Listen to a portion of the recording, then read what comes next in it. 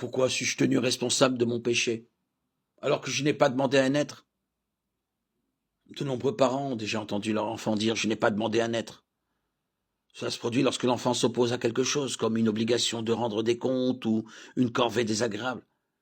Bien entendu, la même logique ne conduit jamais l'enfant à refuser poliment un cadeau, à refuser de l'aide ou à renoncer à ses préférences.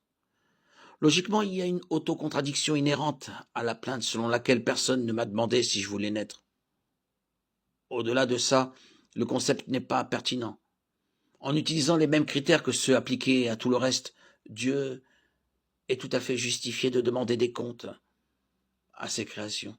Et en tant que création de Dieu, nous devrions reconnaître les avantages de l'existence avec autant de clarté que les difficultés. Premièrement, demander à exister est une contradiction dans les termes. Si quelqu'un ou quelque chose demande, c'est que cette chose existe déjà. Si elle n'existe pas, elle ne peut ni accepter ni contester d'être créée. En toute logique, dire « je n'ai pas demandé à naître » est soit irrationnel, soit évident, mais en tout cas dénué de sens. Lorsque nous sommes conçus, nous existons en tant qu'âme vivante. Il n'y a personne à qui demander avant cela. C'est le fait brut de l'existence elle-même. Que l'on soit heureux ou non d'exister, on existe toujours. Ce qu'une personne choisit de faire de son existence est tout ce qui compte.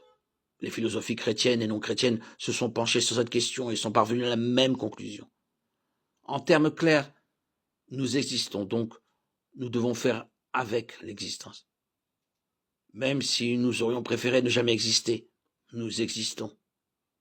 Et cela ne peut pas changer. Le livre des Romains aborde indirectement la plainte. Je n'ai pas demandé à naître.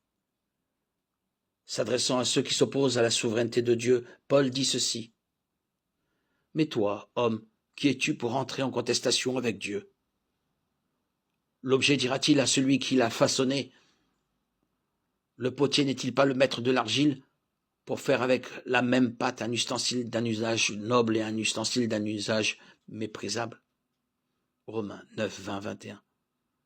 Lorsque nous créons quelque chose, nous présumons à juste titre avoir le droit de décider de sa finalité. Personne ne demande à un pot, à un ordinateur ou à une peinture la permission d'être créé.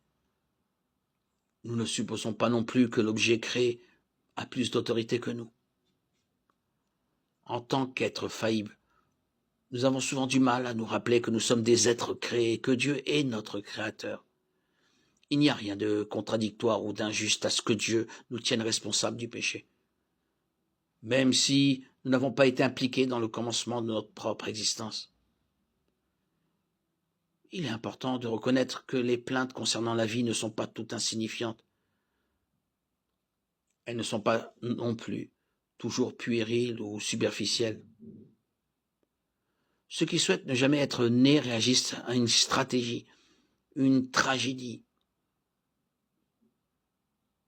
dans laquelle le diable veut le faire chuter. Il a de toute évidence vécu des douleurs personnelles intenses, telles que Job 3, 1, 3. Et pourtant, les mêmes concepts de base s'appliquent.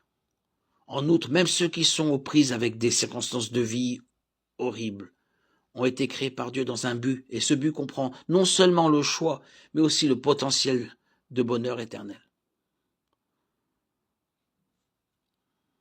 L'autre aspect de l'argument « je n'ai jamais demandé à Dieu de me créer » concerne les avantages qui en découlent.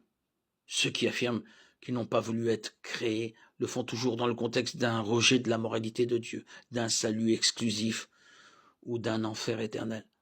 Pourtant, le fait d'avoir été créé nous offre également la possibilité d'une joie éternelle. Deutéronome 30, 15, Acte 16, 31. Tout péché est un choix. Et ceux qui choisissent de rejeter l'offre de salut du Christ sont en train de choisir. 1 Corinthiens 10, 31, Jean 3, 36. Répondre au jugement de Dieu en disant « je n'ai jamais demandé ce choix », c'est en fait dire « je veux faire les choses à ma façon et obtenir les résultats que je veux ». Personne ne peut demander à être créé. Le fait que Dieu seul décide du moment où nous commençons à exister n'enlève rien à notre culpabilité en ce qui concerne le péché ou le salut. La seule façon dont il pourrait être préférable pour nous de ne pas avoir été créés est que nous choisissons de rejeter celui qui nous a créés, plutôt que de nous plaindre d'avoir à choisir entre la misère et la joie éternelle. Nous devrions nous réjouir d'avoir la possibilité d'une existence sans fin avec Dieu.